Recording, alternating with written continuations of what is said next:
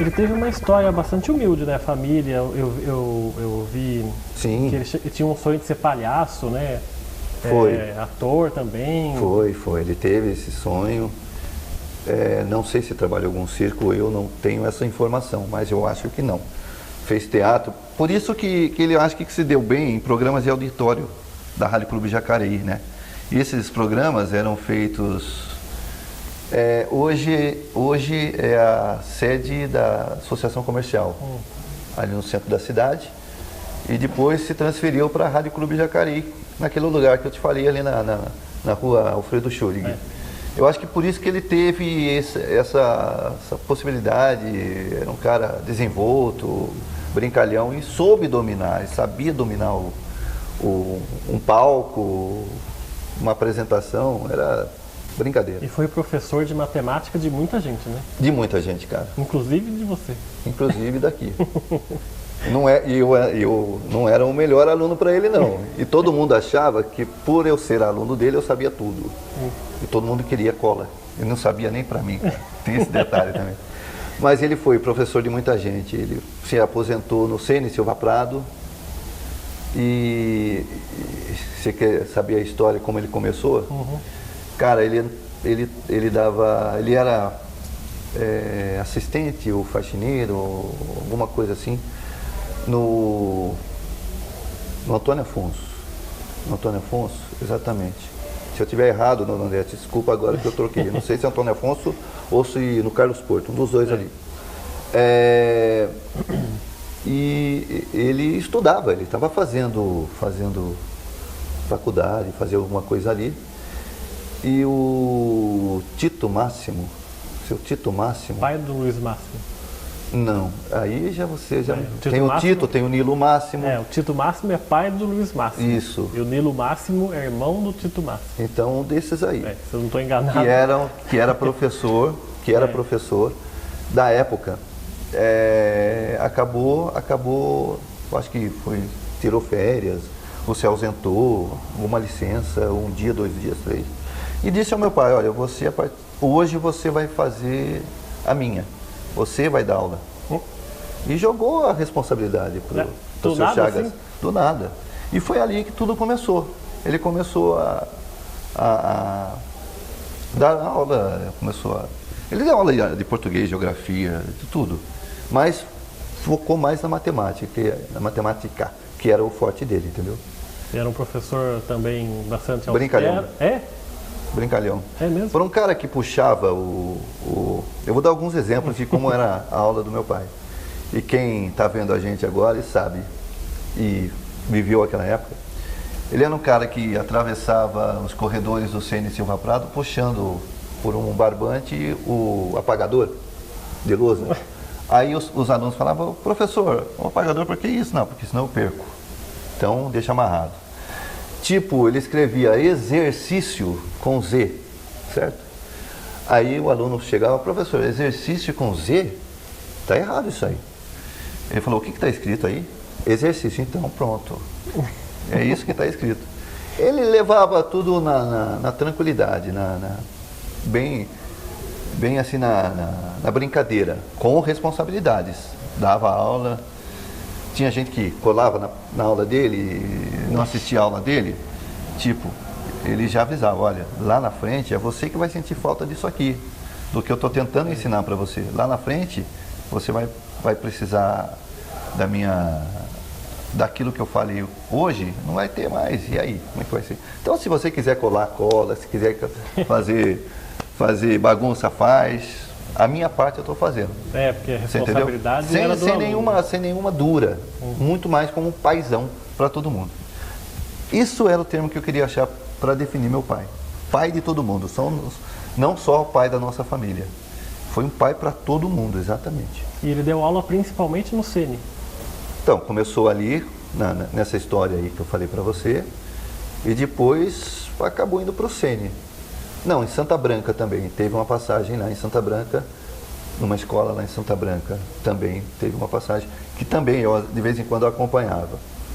E teve participações como radialista importantes, por exemplo, naquele programa Cidade contra a Cidade do Silvio Santos. Foi, contra Pindamonhangaba, tem uma foto lá que eu mostrei para você, algumas outras. Teve lá, ganhei algumas coisas, inclusive eu tenho até troféu, cara. Carros naquela época. Então a cidade tinha que levar um locutor para falar o que a cidade está trazendo, quem é quem na cidade e tal.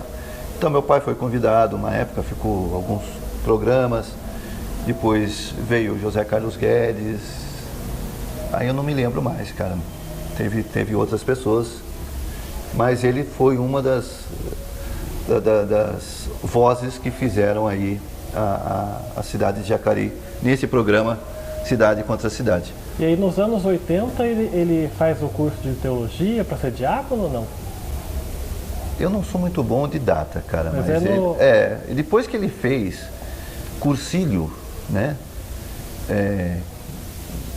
acabou mais se apegando à parte religiosa, aí ele, convidado por amigos também, né, outros que estão aí ainda hoje, tem o Benedito Petronilho, que é um diácono também, a Mauri, outro diácono, o seu Eloy, que também infelizmente já nos deixou, ele acabou aceitando o convite e foi encarar e acabou se ordenando nos anos de 92, 90, por aí. Isso eu lembro bem porque eu não era casado ainda. Fez seu casamento, né? Fez meu casamento, foi. Foi um negócio muito legal, muito emocionante, inclusive, para mim, entendeu? Ele aceitar, porque ele poderia falar, não vou fazer isso aí, entendeu? Não porque falasse, não, acho que não vai dar certo. Mas é que de repente ele pode, não sei, falar, não, eu prefiro ficar fora, acompanhar de longe, mas ele sempre acompanhou tudo e deu apoio a tudo. E dessa convivência sua com ele, qual é a maior lição que ele deixou para você? Ou algum conselho, ou algum momento da sua vida que você tem marcante com ele? Cara, eu acho que a gente pode definir a minha convivência com meu pai numa palavra só, e aquilo que ele me passou em uma palavra, humildade. Ser um cara humilde, entendeu? Participar, ouvir as pessoas e ficar à disposição. Meu pai era assim, ele ficava dentro das nossas possibilidades, ser um cara, ter a disposição, ser um cara amigo. Eu acho que é isso, a melhor coisa que eu aprendi do meu pai é ser humilde, atencioso, aprender a ouvir e falar na hora certa, na hora que for perguntado, entendeu? Eu acho que são o principal legado que ele me deixou. E ele dividia bem, né, o ofício de professor com o de rádio também, né? Sim. Vocês lá na sua casa é dividido muito bem, né? Sim. As duas profissões, né? Depois uma terceira, que é o diácono também, ele soube, mas uma vez depois, que daí na parte quando ele começou, depois que ele foi ordenado diácono, aí já estava se afastando um pouco da rádio, entendeu? E já estava aposentado também como professor. Mas ele soube, ele, lógico, respeitava o tempo de todas, né? E não misturava as coisas, tipo, não dá para eu deixar de ser professor para trabalhar em rádio. Trabalhou bastante nas duas. Ele sabia dosar tudo muito bem. Para a gente encerrar então a nossa conversa, voltando a falar agora da sua carreira, né, que continua do seu pai na rádio. Eu acho que não é carreira, cara. Você pode falar como brincadeira, que sempre é um negócio que eu gosto de fazer. Mas eu acho que eu não tenho uma carreira, assim, eu tô aí. Então é na Rádio Piratininga, né? Hoje na Rádio Piratininga, AM 750. Você tem um programa lá, participa de coberturas? Não, eu faço reportagem e coberturas de eventos esportivos, jogos, basquete, futebol de salão, futebol, enfim. Área esportiva eu tô ali. Eu mais 15 amigos. E ali em São José eu passei pela Rádio Clube, São José, Rádio Bandeirantes, depois Rádio Cidade, Piratininga, Metropolitana na época. Quem me deu oportunidade lá em São José, na verdade, eu comecei com o José Carlos Guedes, Lano Brito, depois eu parei um pouco, daí o Antônio Jordão era gerente da Rádio Bandeirantes na época, Rádio Clube. Aí me chamou de novo, daí eu De lá eu tô, de 94 para cá. Quer dizer, aquela história que o pessoal fala que o rádio vai acabar, porque hoje tem internet aí. Não tem como acabar. Não vai rádio, acabar, né? cara. Tanto é que quase todas as rádios já estão virando, se transformando ou tentando passar para digital, para melhorar um pouquinho, né? AM para digital. E também algumas já só passando para FM. Não tem como acabar, é um hobby muito legal, cara, sabe? O que pode ser que acabe é o fôlego financeiro, porque tem rádio que não está se sustentando mais. E aí vende para segmento Vende religioso, outros né? segmentos religiosos. Foi o que aconteceu com a Rádio Bandeirantes, né, 1120, que é a potência que tem, acabou sendo vendido para a Igreja Batista, a primeira Igreja Batista. A mesma coisa a Rádio Clube Jacareí, que acabou sendo vendida para a Diocese de São José dos Campos, né? Para poder ter fôlego financeiro, senão de uma época para cá, financeiramente as coisas estão apertando. Eu li aqui agora, antes da gente encerrar, vou perguntar da cobertura que você fez da eleição do Arouca em 88, porque tem a ver com o seu pai também, né? Que ele foi convidado para ser vice do Oswaldo Arouca. Conta como é que foi isso. Eu tive essa informação que ele foi convidado a ser vice, que o Oswaldo Arouca, inclusive, foi em casa para convidá-lo, mas ele não era muito chegado. Ele não é que ele não gosta, ele não era muito chegado. Nunca foi candidato a nada. Nunca foi candidato a nada. E aí o Oswaldo Arouca acabou surpreendendo todo mundo, né? Porque era a Delma, era o Demésio, né? A Delma e o Demésio candidatos, né? E o Arouca. E aí o Arouca acabou sendo uma surpresa naquela oportunidade. Aquela apuração e eu estava na apuração. Varava a madrugada no Trianon. Sim, era ainda no papel lá, né? Na urna, à mão, contagem. Meu pai foi muito delegado disso, né? Também trabalhou nisso. E eu naquela época acompanhava pela Rádio Clube Jacareí, né? E quem era o diretor de jornalismo da época, ou comandava toda a operação eleição daquela época, era o José Carlos Guedes. Aí foi a grande surpresa. E eu era um repórter de futebol, de esportes, que aqui no interior é assim, né? O pessoal do jornalismo, às vezes, não tem uma equipe tão grande. Tem que fazer Aí tem que fazer um bem bolado com o pessoal do esporte, do entretenimento, para fazer uma cobertura até que legal.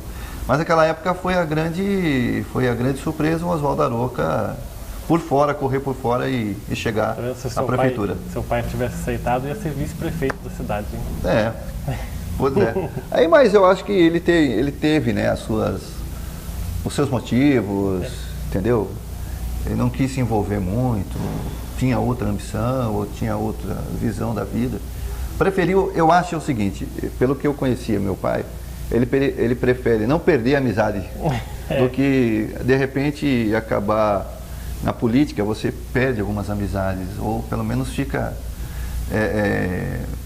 visualizado de maneira diferente, né? Então meu pai, eu acho que naquela época, preferiu não ser político para não perder as amizades e o respeito, de repente, que ele tinha já conquistado, né? Tá certo, Chagas. Quero agradecer a sua presença aqui. Obrigado, cara. Obrigado pela sua entrevista. Parabéns pelo seu trabalho e resgatado essa história do seu pai também para Jacareí, né? Eu espero ter trazido para você alguma coisa do meu pai, né? Nossa, tem muita coisa para a gente falar. Mas, e obrigado pela oportunidade de também aparecer para o pessoal da TV Câmara, que eu acompanho o seu trabalho também. E